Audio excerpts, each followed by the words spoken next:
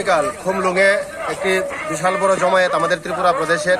এখানে প্রধান বক্তা হিসেবে উপস্থিত থাকবেন ভারতীয় জনতা পার্টি সর্বভারতীয় সভাপতি জেপি নাড্ডা মহোদয়।